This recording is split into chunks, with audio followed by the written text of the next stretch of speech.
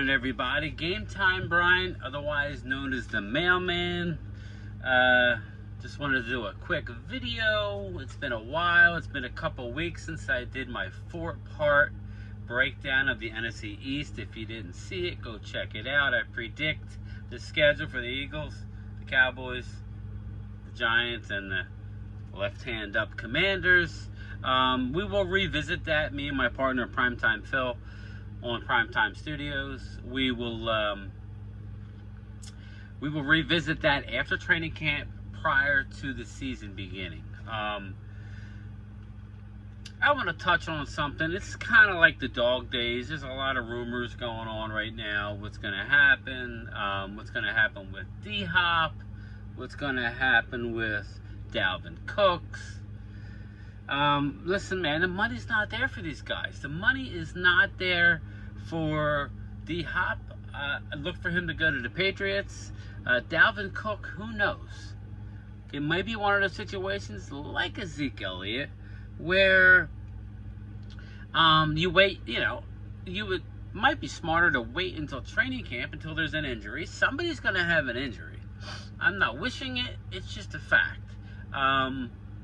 Somebody's going to have an injury, and then that's when you have the leverage. So all these guys that are out there not signed yet, hold off. But I do expect D-Hop to be in New England. Zeke, I don't expect back in Dallas unless they suffer an injury. We shall see. I mean, rumors about Henry at Tennessee. I don't know. But listen, I wanted to touch on a couple things. And the main thing is, I seem to have created a stir on Twitter. I was responding to the unbelievable amount of negativism towards the Dallas Cowboys, my team that I've been following my whole life. Dak Prescott. Listen, I'll be the first one to admit, I'll say it here, I'll say it Saturday night when me and Primetime Phil have our live. We're going to get into it deep and talk to them. Hopefully you Eagle fans will come check it out. I want your voices to be heard on your opinion. But I was basically responding to the Dak negativity. I've touched on this before. Jalen Hurts had a really good year. It was a MVP runner-up type of year. Just like Dak had the year prior, okay? I mean, let's not forget. Just a year prior, Dak Prescott threw 37 touchdowns, 10 INTs for 4,500 yards. Numbers are staggering. I believe Patrick Mahomes won it. Listen, man, there's no shame in losing, coming runner-up to Patty Mahomes. He's one of a kind. There's only one Patrick Mahomes. But Jalen Hurts had a great year. I just don't understand why we got to compare Jalen versus Dak. Yeah, based on last year, I think Jalen had 22 touchdowns, 3,400 yards, 3,700 yards, somewhere in there. He did have 13 rushing touchdowns, which makes him a big weapon. I'm on record as saying I don't know that style of play is good for longevity. As long as the Eagles' offensive line stays intact, I think he's going to be okay. But you saw what happened when he missed games last year. They lost both of their games that he missed. So as Jalen Hurts goes as the Philadelphia Eagles, and I posted a picture that I got. I didn't do it. The numbers look right, but I did post a graph that showed lifetime wins for the Cowboys head-to-head against the Eagles. It broke it all down. Just check it out. They're not my assumptions. That's not my guess. Those are the numbers. You would have thought that the Eagles have won multiple Super Bowls and are the team of the, I don't know what you'd call it, the 2020s, The fact of the matter is, yes, they've had more recent success than the Cowboys, but they have only had one Super Bowl. And I got news for you. It wasn't this coach that won the Super Bowl. It was Doug, and it wasn't this quarterback. It was Nick Foles. So, I mean, like, when's enough? But I will admit, Dallas needs to actually win a Super Bowl. I mean, Dak has won 2 playoff games. He's got the same amount of playoff wins as Jalen Hurts, and Jalen did it last year. Okay? So, Dak has 4 playoff losses. But, like I praised Jalen, it's a team game. Just remember, this time last year, the Eagles had a trade in place for Russell Wilson. They had a trade in place. This was coming off an offseason where the Eagles went into Tampa Bay and Jalen Hurts looked, in the words of Shady McCoy, ass. Jalen Hurts looked bad in Tampa in a playoff game and looked bad. I challenge you that if that was Dak Prescott that looked that bad, it would be he sucks. Nobody's saying Jalen sucks. He had a bad playoff game. But Howie the Messiah Roseman, had a deal in place for Russell Wilson last year, before the season. He had a deal in place. They were not sold on Jalen Hurts. Okay? So let's not act like that they knew all along that Jalen was the answer. Because this time last year, they did not know. And that's just getting to my point. I'm not here to bash Jalen Hurts. I'm here to say it's a team game. Jalen Hurts' success coincides with the offensive line staying healthy. And, oh, by the way, hitting on every free agent move last offseason. They hit on everything. Hassan Reddick, dynamic on defense. But most of all, they hit on wide receiver A.J. Brown. That was a great trade that the Eagles made in the draft. And then, oh, by the way, Jalen Hurts has a really good year.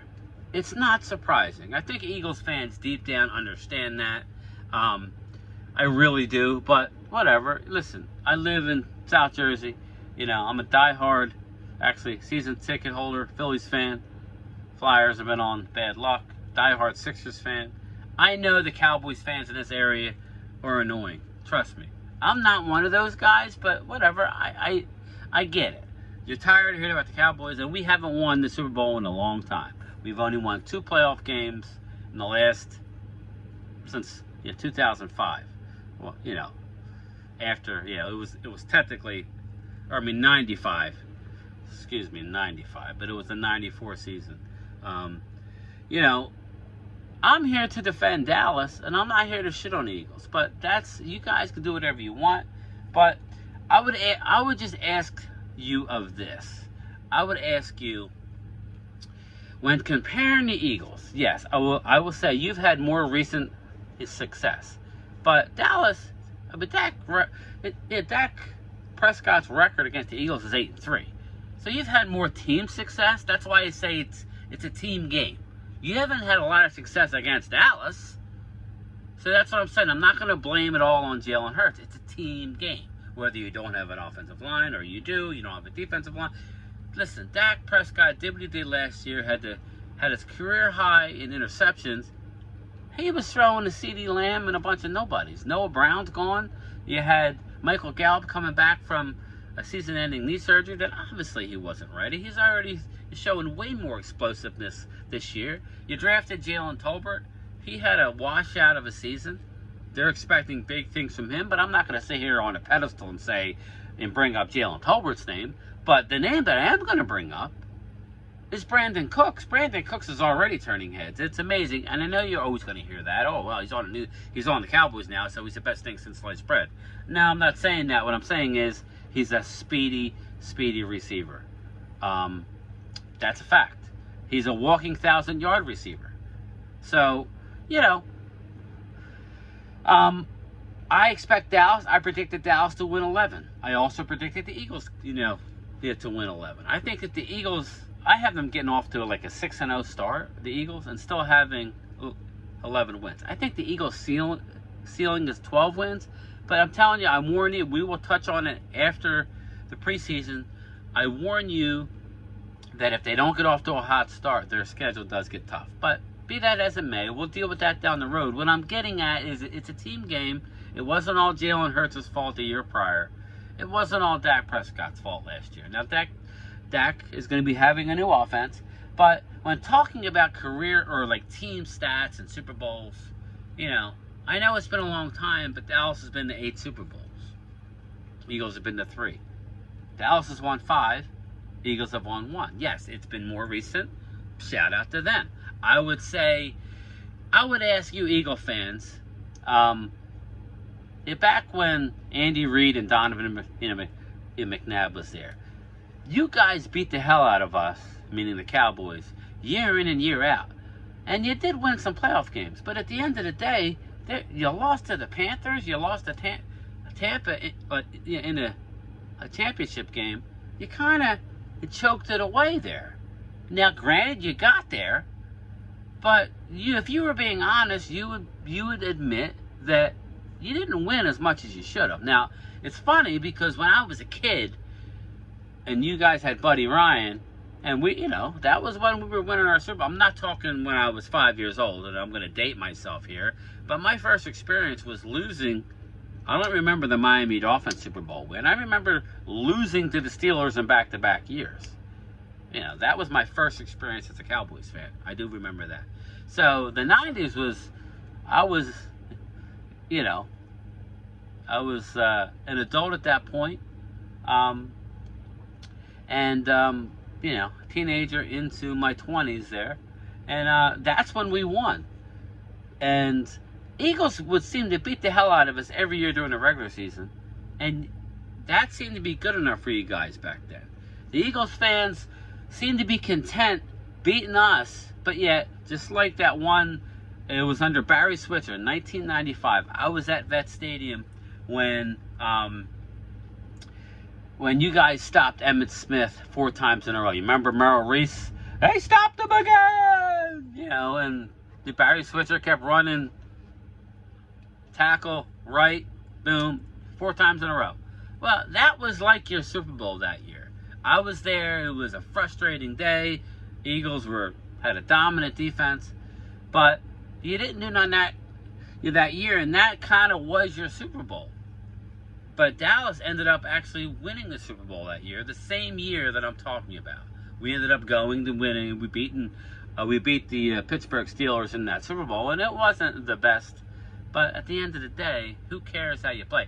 Nobody, in the words of Billy Beane, okay? Billy Beane, the old general manager, now he's still part of the team of the Oakland A's, probably soon to be Hall of Famer. They set the single season win record by a team, and they got off to a god-awful start. That was the year of the Oakland A's. That was the year that they let go of a shit ton of people, and he did his analytics. They made a movie about it, Moneyball. In the words of Billy Beane, they ended up setting the all-time win record, but they didn't get the job done. They did not win the World Series. The words of Billy Beane, if you lose the last game of the year, nobody gives a shit. That's just a fact. It doesn't matter that we've been to 8 Super Bowls. We've only won 5. Okay? And where I'm going with this is, I just wish the Eagles would take a step back and stop comparing themselves to the Dallas Cowboys. You have 1 Super Bowl win, we have 5. It's been forever. Do you guys know that there's literally 12 teams, and I'm going to read them off. There's 12 teams that have never won a Super Bowl. Minnesota Vikings, never won a Super Bowl. Buffalo Bills, all the success that they've had, never won a Super Bowl. Cincinnati Bengals, Boomer Esiason, Joe Burrow, never won a Super Bowl. Kenny Anderson, remember he lost. Carolina Panthers, they've been to a Super Bowl. They never won a Super Bowl. Atlanta Falcons, Dan Quinn, my defensive coordinator. I love Dan Quinn, great coordinator. Had Tom Brady beat. Had him beat, and they choked up a big-ass lead. Like, I want to say a 20-point lead. Falcons never won a Super Bowl. Chargers, been there a few times. Junior Seau. Jefferson, Dan Fouts. LaDainian Tomlinson. I've been a stud group of receivers over the years. Kellen Winslow, never won a Super Bowl. Tennessee Titans, you guys all remember. They came up that short against the St. Louis Dick Vermeil-led Rams at the time. Never won a Super Bowl. Cleveland Browns, not so surprising. A perennial loser. A lot of they're expected to do good this year. Never won a Super Bowl. Detroit Lions, Barry Sanders, never won a Super Bowl. Now they're really touting Detroit this year. They're really touting them. So we shall see. But they have never won a Super Bowl. Houston Texans, never won a Super Bowl. And last but not least, they're getting better. The Jacksonville Jaguars have never won a Super Bowl. So I would just say, as an Eagle fan, you have a Super Bowl over all those. Okay? Why they feel the need to compare themselves to Dallas? Yes, we haven't done it recently. That's a fact. Eagles are right. I can't argue with that. Dak has won a couple playoff games. We haven't won as much as we should. But if you lose the last game of the year, I don't care who you are, nobody gives a crap. They don't. That's just a fact. It's been 2018 since the Eagles have won their Super Bowl. So at what point do we got to say? Now, unless Dallas goes and wins one next, I guess we're not going to shut some people up. And that's fine. Even though Dak Prescott's head-to-head record against the Eagles is 8-3, you can project that out if you want. So I just wish you guys would compare yourselves to those teams. But I know the deal. I do. Let me see what else we have. Oh, okay. This is what I wanted to get to. Wow. The Eagles and... I got news for you guys. While the Eagles and the Cowboys fans are going back and forth, me on Twitter, I got a damn tweet, and go check it out. It's got literally over 31,000 views, over 60, 70 retweets, like 60 comments. I just put the facts out there. I just wanted to kind of bring some of the people back down to earth. Like, stop picking on Dallas, because they do have a lauded history. It's time to win. I agree, though. But while we're fighting with each other, okay, there's a team that's creeping up on both of our asses that we're going to have to deal with, and we're going to have to worry. And that is not the left-hand-up Washington Commanders. That is the New York Football Giants. I'm telling you, people, the New York Giants are going to be for real. It may not be, they may not be better than us this year as far as record. Brian Daboll is a seriously good coach. Daniel Jones, I will say, the book is still not finished with him. I am a Daniel Jones fan. Make no mistake, I think he's a talented guy. What he's done with as little talent as he's had around him other than Saquon is I mean, he's a tough kid, man. I think we all need to give him a chance. And I'm going to rattle off some names here. Their offensive line is going to be one of the best. You got to realize, people, Kelsey's on a one-year deal. If he's not there long-term, I don't know that you can't expect Dickerson to slide in and be a Jason Kelsey. When Lane Johnson, he's getting up there. He just signed a deal. He said this is his last contract. He's got 2-3 years left. You see where this is going. You lost an offensive lineman this year in the offseason. But let me just name 3 guys for the New York Giants. They got Andrew Thomas, Evan Neal, and they just drafted my guy that I wanted for the future of the Cowboys is center out of Minnesota, John Michael Schmitz. This dude is a stud. If you watch his college tape, he's going to be a stud. Daniel Jones is going to have an awesome offensive line surrounding him. We'll see what it does this year. We'll see how John Michael Schmitz comes in if he hits the ground running. But we shall see. Their offensive line is going to be stud. And, you know, I think that's when you judge Daniel Jones. You judge him when he gets, oh, by the way, they went out and got him Darren Waller to go along with Daniel Bellinger, who I really liked last year. Now you add the ultra-talented, often injured Darren Waller. If Darren Waller can stay healthy, good luck covering him. Okay? Those of us who play fantasy football, we know how much damage Darren Waller could do. He just can't stay healthy. If he could stay healthy, good. I'm telling you, this team is sneaky good. And Yeah, they got Darius Slayton, they got Sterling Shepard, they got Paris Campbell, and they went out and drafted a speedy wide receiver in Jalen Hyatt. So, not to mention, they got Saquon, who's back on a one-year deal. I don't know if he signed his tender, but he'll be there. And backing him up is Matt Breida. Not to mention Azeez Ojulari on defense. Leonard Williams. They got the safety out of Alabama. I can't think of his name right now, but you get the point. That's an up-and-coming team.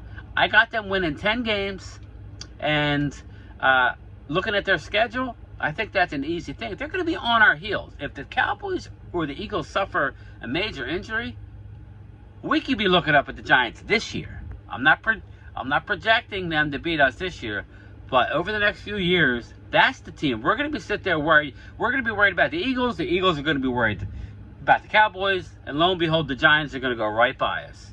So we need to be on the lookout of the New York Giants. As far as the Commanders this year, or whatever they're going to call themselves, because the Commanders did not win the trademark rights. So who the hell knows? It might be the Washington football team, which I hate the Commanders name. I hate the logo. I hate the whole thing. Listen, I don't want to ruffle any feathers, but it's the Washington Redskins and will always be the Washington Redskins. We can't change our history, people. If people want to change everything and act like things weren't done, listen, we're so worried about the native Indians and offending people, but yet we didn't have a problem stealing. Yeah, you know the history. All I'm saying is, to me, they'll always be known as the Washington Redskins. I don't think nothing of it, but we live in a new world these days. Like a woke society, it seems. But a schedule note: join me and Primetime Phil, brought to you by Primetime Studios, this Saturday night at 7 o'clock. We're going to hopefully have more Eagles fans. I need more Eagles fans in there.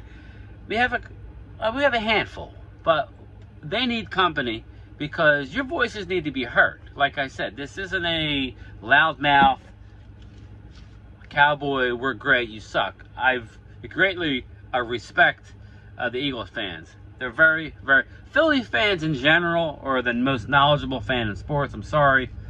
Anybody that's going to be mad at me. We just are. Eagles fans are a bit crazy. You guys know you are, and you guys know that you just want to hammer, hammer, hammer. But, that being said, join us Saturday night at 7 o'clock Eastern on Primetime Phil. It won't be on this channel. That's me and Phil's other channel. The channel name is at Primetime Phil.